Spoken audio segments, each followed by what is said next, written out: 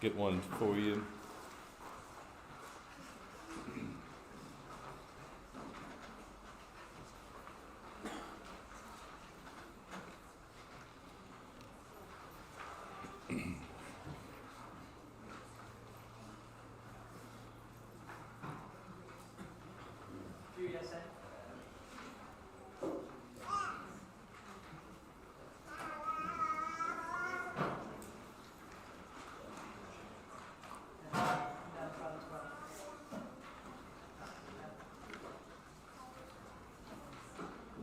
As we start tonight, I need some help with something.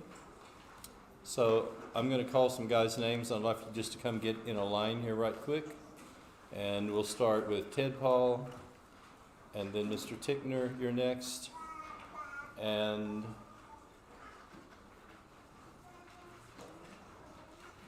would you be next? And Ricky, you come and get on the end.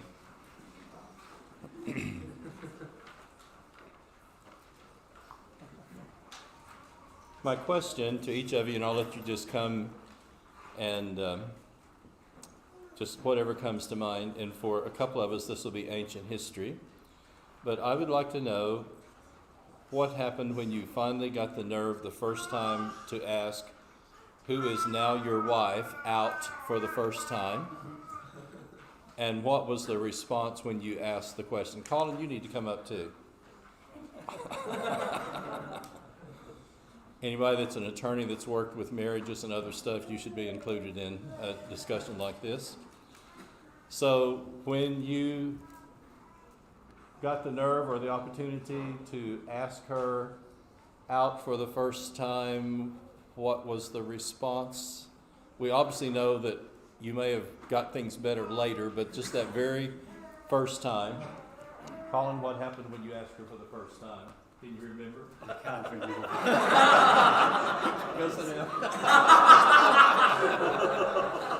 I told you the ancient history. That was before my time. You remember? She said yes. Okay. Peter, do you remember? Go to the microphone. Claire, what did I say? I remember when I proposed and asked her if she'd marry me, I went and spoke to her dad, and she said, "Thank goodness it's not Bradley." I can't remember the time before that when I first asked her out. Ancient history set out. Brett, do you remember? We were people on the aren't here, can't hear. Oh. Okay. We were living in different states, so I actually got a written invitation to come to Hobart and stay at historic Mac Villa, and she said, it was like a tourist brochure, and she said, attractions, da-da-da, me. One of them was her, so I took that as an invitation, so I guess I was asked. Yeah. Okay, well done. Can you remember? Yep. Thankfully, Nicole said yes, and I was relieved. I don't know if I have too much more to report on other than that, but I'm certainly grateful she said yes. Yeah.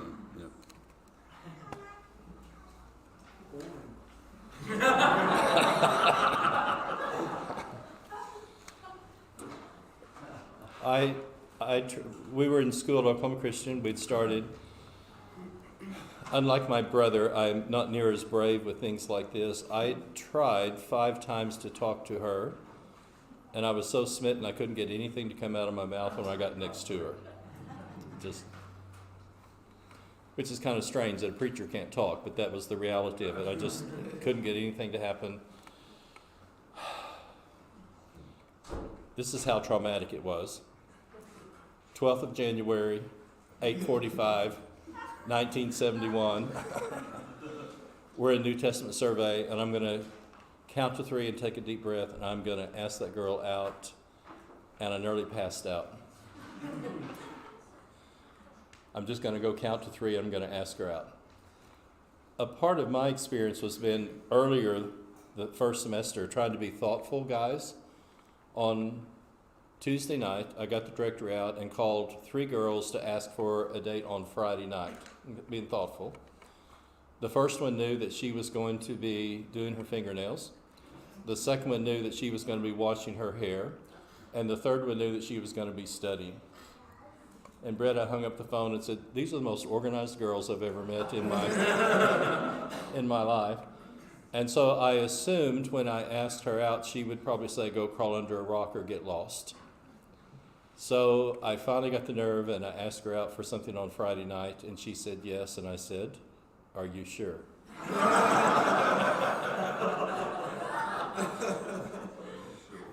I was so confident she was just going to say, get lost, no. And we're going to begin and end with this.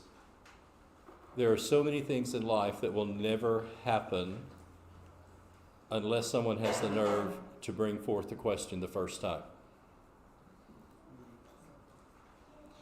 I know our theme is on love, but this verse, Saul, Saul, why are you persecuting me, is a question that turned the life of Saul of Tarsus around forever.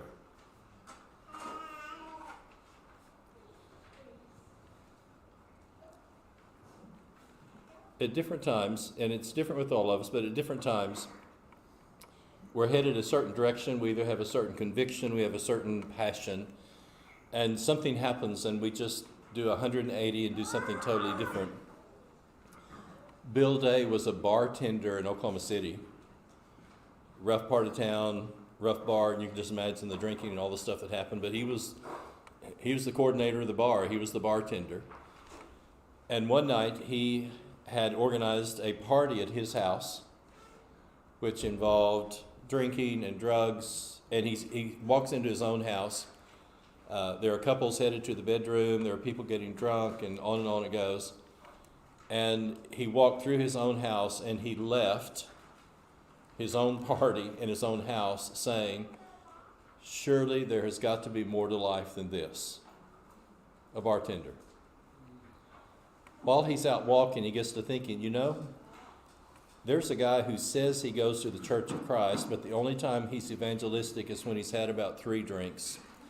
And the next time he comes into the bar, I'm going to tank him up and find out where he used to go to church and what he used to do.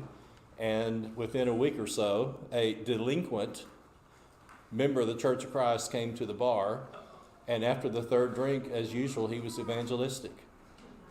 He never talked to him about the Lord until he'd had about 3 or 4 drinks, and then he became this soul winner for Christ type thing, And so the bartender said, well, where can I meet somebody in the Church of Christ? And he said, well, I used to go to this church at such place. And he said, well, when you're sober, would you take me with you to go? Bill Day not only went, but he was taught the gospel and baptized, and he and 4 of his drinking buddies enrolled in the Sunset School of Preaching. Bill Day ends up being a missionary for 10 years in Athens, Greece, and just recently has retired preaching for a church in Oklahoma City. Can I say 180 and you see what I'm trying to say? I mean, his whole life was just party time and drinking and everything else. And at some point, he just determined this is a dead-end street. Well, in a different way, that's exactly what's going to happen to Saul of Tarsus. He is so committed about the destruction of the church, and we'll see some of these later. In his writings, the word persecute is used 13 times, typically of himself.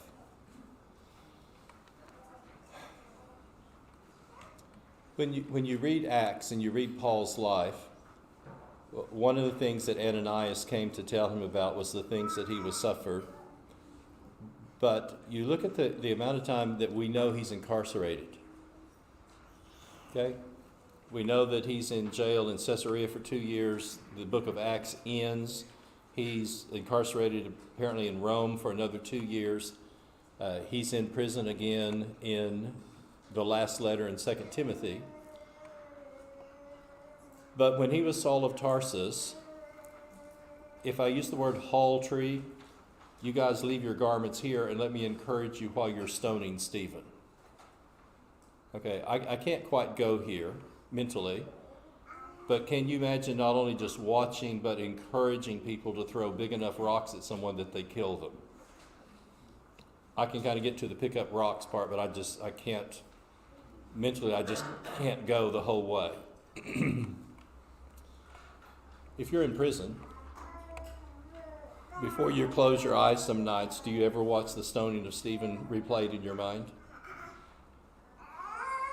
And think I was the number one supporter to make sure that he got killed? And this just dramatic change in his life was what we want to look at, and we'll end up with love, but it'll take us a bit to get there. When you look at the ministry of Jesus, he oftentimes used a question. And there's dozens, quick samples. Samaritan woman, will you give me a drink? And look at all the things that happened in John chapter 4 after that one, will you give me a drink? The crippled man by the pool, do you want to get well? This one always amazes at me. Here's this guy that lives in the tombs that can't be bound, that's naked most of the time, screaming and yelling. He runs at him, and the last thing I would ask is, what is your name? No one has ever asked him that. And here comes this crazy madman at him, and our Lord stops him in his tracks and asks this question, what is your name? They woke Jesus up. We're going to drown. Oh, why are you afraid, little ones of faith? What will it profit a man if he gains the whole world and loses his own soul? Who do men say that I, the Son of Man, am? And this, as you read through the Gospel, sometimes just notice there's just this flow, like the tide comes in and out. But oftentimes Jesus is asking someone a question in order to draw them in and bring them to a deeper understanding. I want us, and again, we're going to stay with Saul of Tarsus. I want us just to look at his credentials as Saul before he becomes Paul. This was 2 or 3 years ago, and you kind of kick yourself because this is so obvious. But I was going through Saul's 3 cultural backgrounds, and it dawned on me, these are the same cultures that are inscribed in the inscription over our Lord's head before he dies. The King of the Jews is written in Aramaic, Hebrew, it's written in Greek, and it's written in Latin.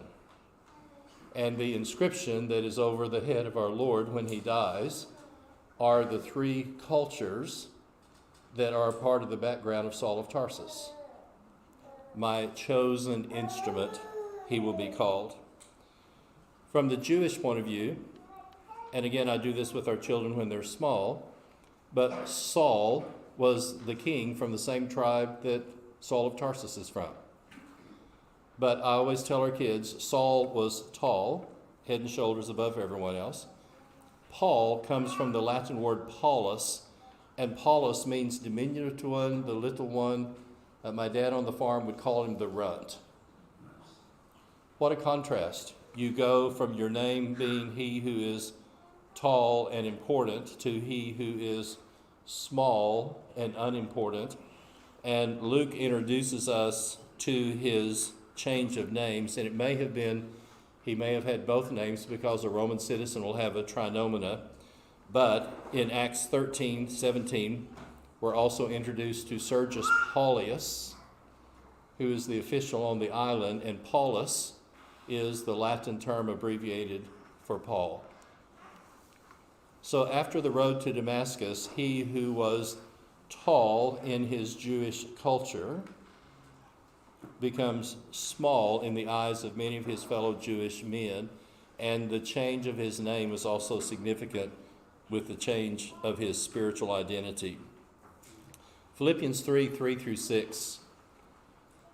Circumcised on the 8th day, of the people of Israel, of the tribe of Benjamin, a Hebrew of Hebrews. F.F. Bruce believes that a Hebrew of Hebrews signifies they spoke Hebrew in his house. We had dear friends, the Nortons, who were missionaries in São Paulo, Brazil. And from the time they woke up, all through the day, they spoke Portuguese. However, from tea time, from dinner, until they went to bed, they spoke English. Because if we don't have some time to speak English, you won't be able to communicate with your grandparents who are back in the States. And so they were a bilingual family, but Portuguese was the order of the day until tea time. And then the whole family spoke English so that the kids would not lose that particular part of their cultural background. After they moved back to the States, the boys obviously spoke English most of the time until they played soccer. And when they were just in the flow and they were just being themselves, no one else on the field understood, but when the two of them were playing and they were just speaking the language of the heart, they always spoke Portuguese. Hebrew of Hebrews. As to the law, a Pharisee. As to zeal, here it is, a persecutor of the church. And as to righteousness under the law, blameless. One of the things that Saul will claim is that he studied at the feet of Gamaliel. And if you notice, and I tried to describe this, in the first century, especially before Jesus, the two major Jewish thinkers were Hillel and Shammai.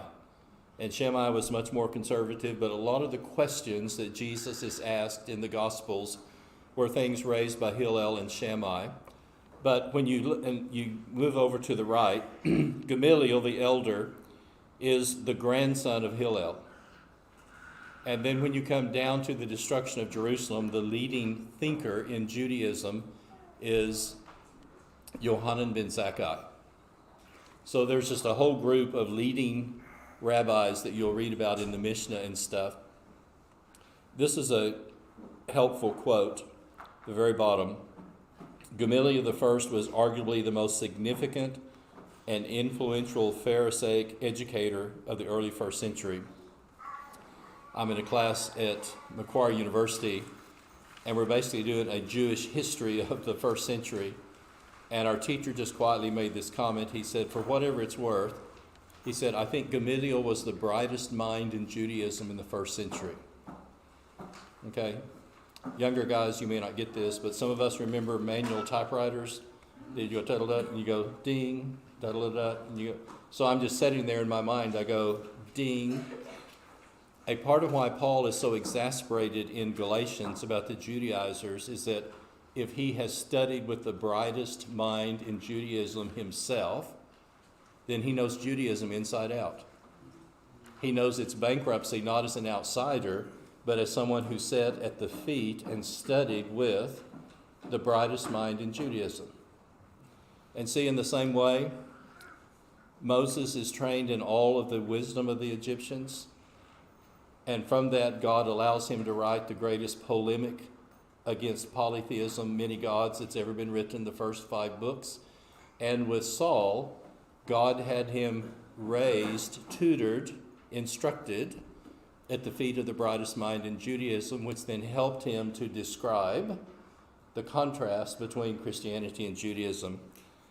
3 participles: born in Tarsus, brought up in Jerusalem, educated at the feet of Gamaliel. When you look at the next page, Saul is also very fluent in Greek. Well, that will be coming. First of all, Acts 21:40, he addresses the hostile crowd either in Hebrew or Aramaic. And just notice this amazing background of Saul of Tarsus. And these are descriptions. They laid the garments at the feet when Stephen is being stoned. Acts 22:4, I persecuted the way to death. 26:11, I was convinced to do many things opposing the name of Jesus of Nazareth. I not only locked them up, I received authority from the chief priest, and, let this sink in, when they were put to death, I cast my vote against them, and I punished them often in synagogues and tried to make them blaspheme, and in raging fury against them, I persecuted them.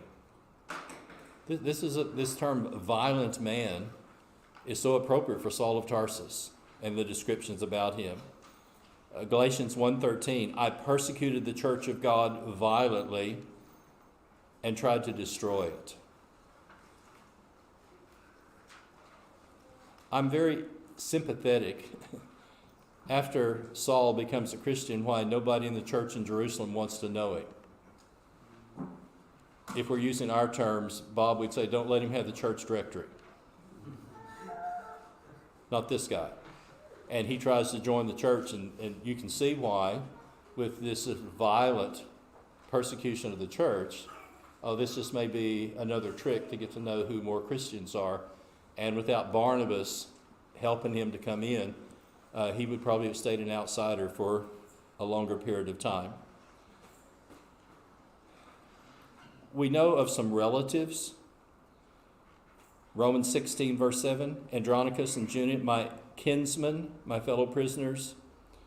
Romans 16:11, greet my kinsman Herodian. And I just missed this other one in Acts 23. The son of Paul's sister warns him about trying to arrest him. I wonder if Paul's sister lived in Jerusalem. There's a lot we don't know about his family. We'll get these little bitty glimpses of the Jewish part of his life. But when you look at Greek, Ananias was sent to a man from Tarsus, and he will say in Acts 21:39, I am a Jew from Tarsus in Cilicia, a citizen of no obscure, meaning an important city. And Tarsus, if you look at now Turkey, Asia Minor, the major educational center was Ephesus on the far west, and Tarsus was the major educational center for the rest of Asia Minor. Can I say a university town? And you know what I'm trying to say by that. And so when you look at this, there are going to be, from the time of the conversion, up to 14 years before the missionary journeys start. And let me just pause for a second and think about Saul. If the person that I don't believe either exists or is a reality speaks to me and I'm blind for 3 days, what's going to be going on in your mind if you're a sight person and then you're suddenly struck blind for 3 days? Can I use the word introspection? Can I use the word examination? I would have to go and start reading my Old Testament all over again. Can you imagine Saul of Tarsus reading Isaiah 53 for the first time after Damascus? Lord, who has believed our report? To whom has the Lord of arm been revealed? He will grow up before him like a tender plant and like a shoot out of a dry ground. He has no form nor comeliness that we should desire him. All we like sheep have gone astray, and he has laid on him the iniquity of us all. You talk about just shivers running up and down your spine. Psalm 22, they've pierced my hands and feet. The verses about casting lots. And just imagine being very proficient in Hebrew and going back and rereading your Old Testament for the first time. Can I use the word as a Trinitarian now? Leon Morris has this wonderful description. He says, Paul was a God-intoxicated man. 40% of the references about God in the whole New Testament are in Paul's letters. That small percentage, 40% of the references to God are written by Paul. He had no trouble with the Spirit, but he becomes a Trinitarian, Father, Son, and Spirit on the Damascus Road. and his perception in his life is just changed forever. So when you look kind of 2/3 of the way down, this is Acts 21:37. He spoke to the tribune in Greek, so we know he's addressed an earlier audience in either Hebrew or Aramaic. He now defends himself speaking in Greek, and because he was raised in a university city, in probably a fairly well-to-do family, educated, he dictates the letters that we read in the New Testament. Notice this expression. Well, I just said it this way. He knew Greek so well he could dictate a letter. If you work with a second language, sometimes you still think in your original language. And here's this guy who, yes, he's a Hebrew of Hebrews and very just Jewish to the core, but he's also been educated in Greek well enough that he can dictate his letters. Can I use that? His handle on the other language was pretty significant and amazing. Notice Romans 16:22. I, Tertius, who wrote this letter, greet you in the Lord. And look at the number of times that Paul will add a subscript in his own hand. So what does that tell you? Timothy, Tychicus, Titus, someone has written this down. 1 Corinthians 16:21. I, Paul, write this greeting in my own hand. Not the letter. I write this greeting at the very end. Galatians 6:11. See with what large letters I'm writing to you in my own hand. When you read 2 Corinthians 11 and you see the number of times this poor guy is stoned and he's whipped and he's beaten and he's shipwrecked, my mental description of Paul is that he is a walking scar. Literally, this guy is a walking scar. And I just wonder, with all the impact that he has had between the stonings and stuff, if it's impacted, whether it's his eyesight or other things, but this would just have to have debilitating impacts on a physical body to go through all of those things. And so that's why I say he will dictate these letters, and then we'll say, 2 Thessalonians 3:17, I write this greeting in my own hand. This is the sign of the genuineness of my letter. Oh, this is the way I write. Philemon 19, I write this with my own hand. So here is a Hebrew of Hebrews who is also well-trained, educated in Greek culture and language. And then the most unexpected thing is that he's a Roman citizen. We are not told how, but typically, especially for a Jewish family to be Roman citizens, a father or a grandfather would have done something helpful and courageous with a leading Roman in their area in order to be granted citizenship. They didn't just pass out citizenship casually. The highest statistic that I've read is that only 10% of the population in the first century were Roman citizens. And the majority of them are going to live in Italy. And so for a family in Asia Minor to be Jews, but also be Roman citizens, was a very, very significant thing. And something had happened within some of his forebears for the family to be granted Roman citizenship. The Philippian jailer hears, they have beaten us publicly, men who are Roman citizens. In Acts 22, Paul says, the tribunal that he's talking with says, I bought my citizenship. Paul just quietly says, I was born a Roman citizen. If he's a Roman citizen, he has a trinomina. And one of the trinomina will have some type of a Roman heritage, especially if the family were originally Greeks. And the ability to appeal to Caesar is a privilege of Roman citizens. So if you turn the page, the process of permanently changing Saul of Tarsus to become Paul begins just with this very profound question. And this is something I hope that you'll always remember. Jesus doesn't say, why are you persecuting me? I may rephrase that, I said that wrong. Jesus doesn't say, Jesus doesn't say, why are you persecuting my church? But what does he say? Why are you persecuting me? Now, what does that tell us about Jesus? He not only is the head of the body, he not only is the groom for the bride, he not only is the foundation for the building.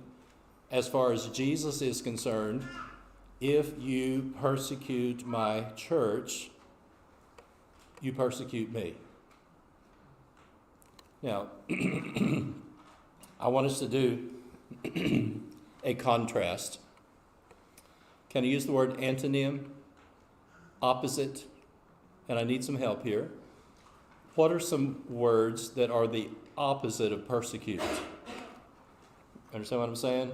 Persecute's going this way, but if we're using something totally different, antonyms, help me. What are some words that are the exact opposite of persecute? They would include worship. Pardon? Strengthen. Encourage. Honor. Promote. Help. Pardon? Support. Say again. Elevate. And think about this. One of the primary ways that we can demonstrate our love, and the greatest of these is love, is the care and love that we give to the Lord's church of our generation.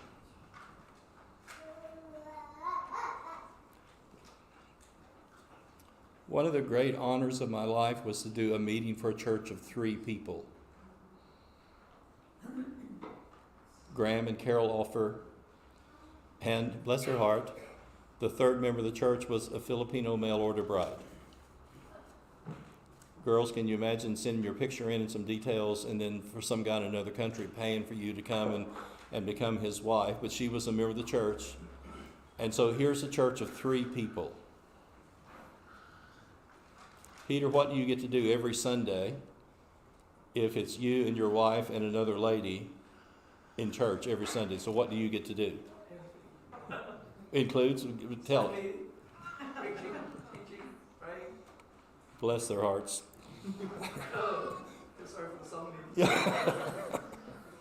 But think about this. Can you imagine worshiping every Sunday with 3 people?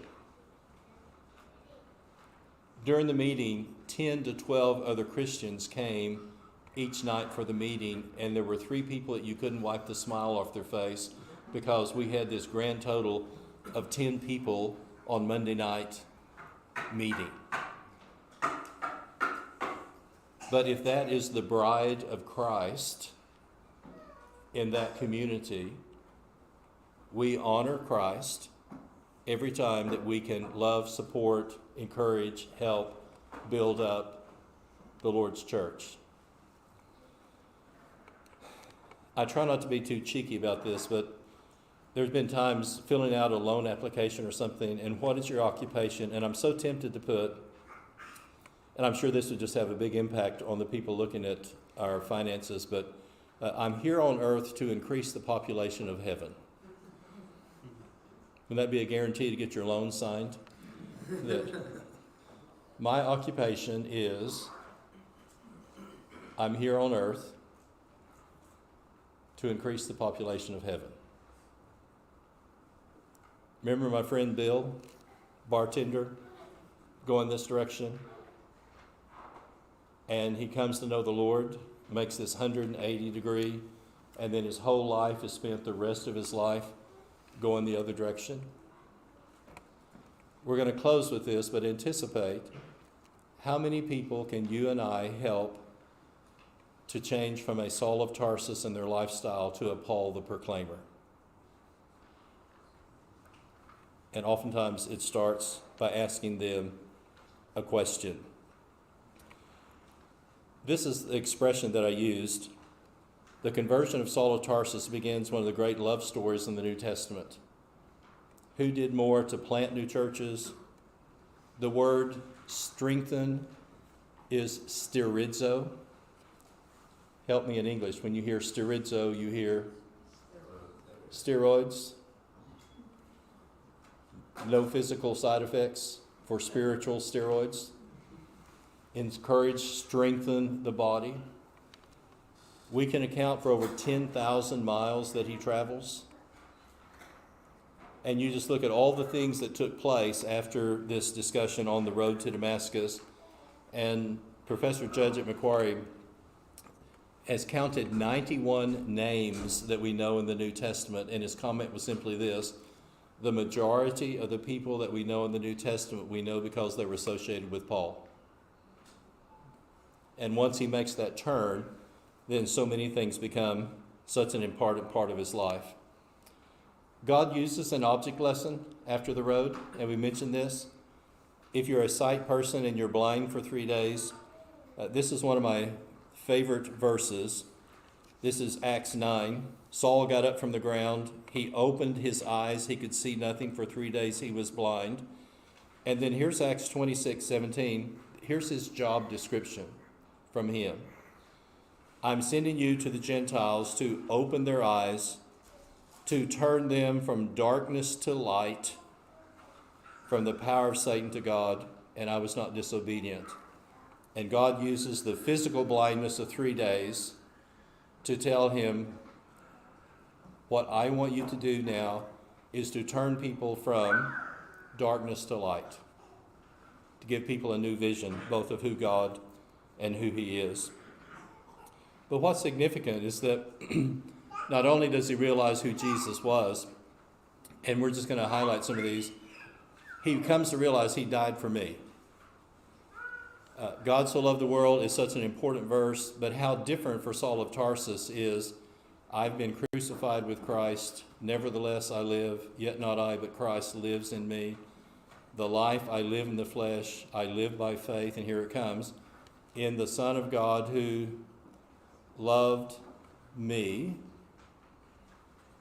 and gave himself for me.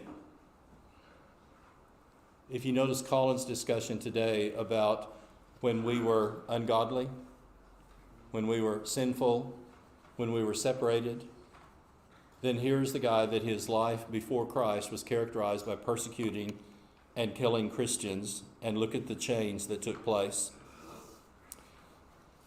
Part of the way down this page, and again, I'm not trying to be cheeky when I say this, but Saul of Tarsus could never have said the things that are at the bottom of the page. For me to live is Christ and to die is gain. Saul could never, ever have said that. The idea of the surpassing worth of knowing Christ, my Lord, being an apostle to the Gentiles, and then he uses this Old Testament priestly terminology. As a minister, we offer the Gentiles as an offering back to God, and I'm the apostle to the Gentiles in word or deed. So if you look at the last page,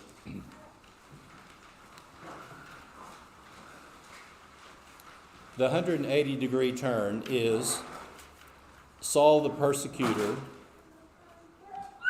moved from hate to love and became Paul the proclaimer.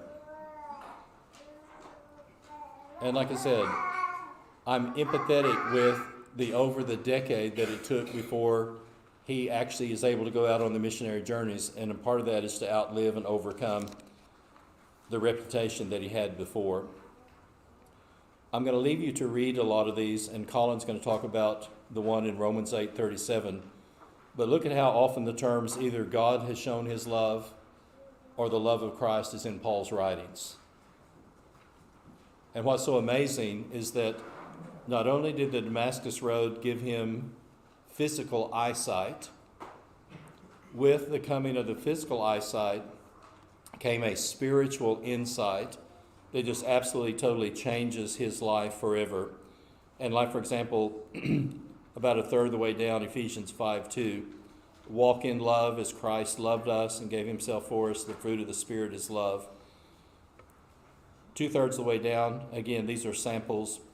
1 Timothy 1:5, the aim of our charge, the goal of our instruction is love. And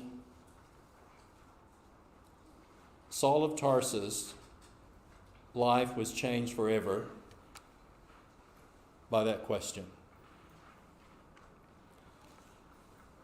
We have a dear friend that had met a guy in university, and her comment was, I couldn't stand him. It wasn't that I couldn't stand him, I just didn't think he had a serious bone in his body. And so she really didn't want to have anything to do with him. And one day she's in psychology class, and there's a long row, and she's getting an upset stomach, and she thinks, I'll be okay. Oh, I may throw up. And she said, all of a sudden it just happened.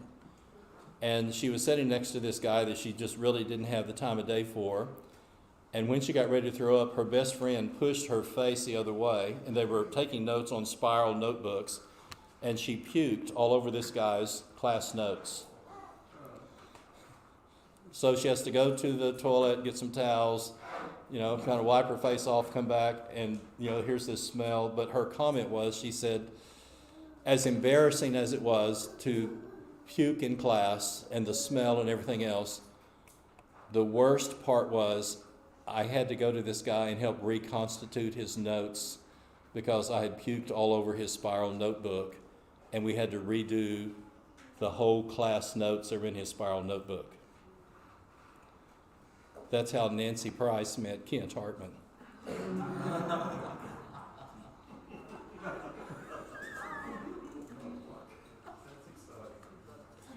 Can't stand this guy. He doesn't have a serious bone in his body. He's just such a cut up and such a goof off. He probably didn't have any spirituality about him at all, was her first impression. And because her dear friend she didn't want her to puke on her, so she pushed her head this way. And so since she pukes all over Kent's notes, then Kent and Nancy Hartman are Mr. and Mrs. Hartman today, because by the time they reconstituted his notes, she had a totally different impression of this guy that she couldn't quite stand initially before that happened.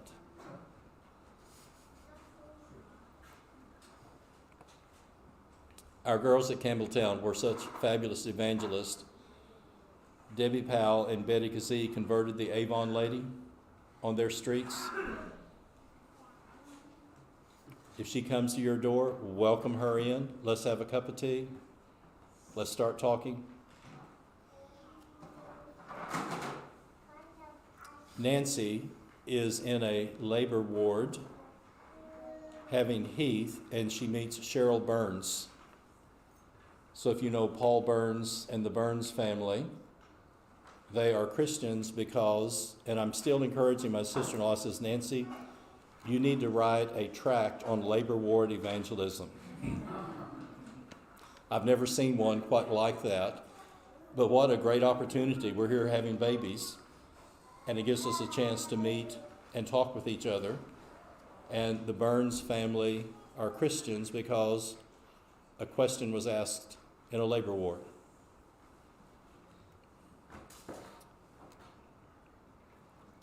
Faith Cunningham is doing a frozen chicken cooperative, and these are cheaper than Woolies, and the more frozen chickens we buy, the cheaper they are. And she meets Sheila, and the first time that Faith Cunningham ever met anybody in the Church of Christ was in a frozen chicken cooperative effort. Sheila invited Faith and the girls to come to church, and Frank was so upset he started going to the Catholic Church. Didn't want to have anything to do with those funny-speaking foreigners that lived down the road. And Frank was just totally like this. Our baptistry was in Kent and Nancy's backyard. So the night that Faith was baptized, and those of you who know Nancy, she knows da-da-da-da-da-da, such a cheerful soul. She asked Frank 5 questions about being there, and every answer was, yep, nope. And Frank Cunningham was just totally out of place and uncomfortable with the idea of being with these strange people who have started this church. We invited Faith and Frank over for a meal. Again, he still wasn't coming. I had a 12-month vegetable garden in the backyard. Sheila had made this to die for spinach salad, and it had bacon and all this other stuff in it. And just before I said amen, I got to thinking, I sprayed the garden yesterday. And I said amen, and quickly said, stop. Sheila, where did you get the spinach? She said, I got it out of our garden. I said, we can't eat it. Can you imagine inviting a prospective new Christian to your house and giving them food poisoning and we all end up in the emergency room in the hospital? The girls go off to start dinner from scratch. The kids are wonderful. I'm stuck with Frank Cunningham for 30 minutes. Yep. Nope. Yep. Over a period of time, Frank agreed to study, and he became a Christian. A lot of change had happened in his life. Kent gave a lesson one day about how someone can be a Christian for a long period of time, but not really be mature and not grow up. So Frank went to Kent and he says, Kent, was that lesson for me? Here's the question, was it? Frank said yes, and Kent said, well, we need to have a come to Jesus meeting at Pizza Hut this week. Frank, on Sunday, I want you to meet and encourage 3 people when you come to church. And Frank said, Kent, I'm shy, I can't do that. And Kent said, Frank, is there anything in the Bible that says shy people can't encourage people? Frank, when you come to church on Sunday, I want you to, this will be really hard, but I want you to encourage 3 people while you're at church. And so Frank started doing that, baby steps. About 6 months later, Kent said, Frank, there's a lectureship in North Ryde, maybe some other activity. I want you to go and encourage 3 people that you've never met at this lectureship. Frank said, Kent, I'm shy, I can't do that. And Kent said, Frank, is there anything in the Bible that says shy people can't encourage people? And Frank said no, and Kent said, go to the lectureship and do that. About 6 months later, Kent said, Frank, we're having a series of lessons on Jeremiah, and I want you to teach one of the classes. And Frank said, Kent, I'm too shy. I can't do that. And Kent said, Frank, I'm confident you can. I'll help you. And Frank said, no, if I have to do it, I'll do it myself. And if you know Frank, this was just so out of character for him to do his first lesson. And he told Kent, he says, I think it will last 45 minutes. And it lasted 15. To which Kent jumped up and said, Frank, what a wonderful lesson, and you've given us time to sing and to encourage each other tonight. You did really a great job tonight. And that was his first lesson. When Frank Cunningham was baptized, if we had told him, when Kent and Nancy leave Campbelltown, you'll become the preacher of the church, he would have ran straight out the door and would just have kept running. What happened to the guy who started attending the Catholic Church when his wife was baptized? At some point, there was a 180-degree turn. And what I want you to think about is that there is this potential with virtually everyone that we meet. And oftentimes, Jesus used a question to help get someone's attention and eventually to turn their life around. And you and I have that same potential today. And my comment was, eternity is waiting to see how many people we can turn their lives around and take with us. Saul, why are you persecuting me?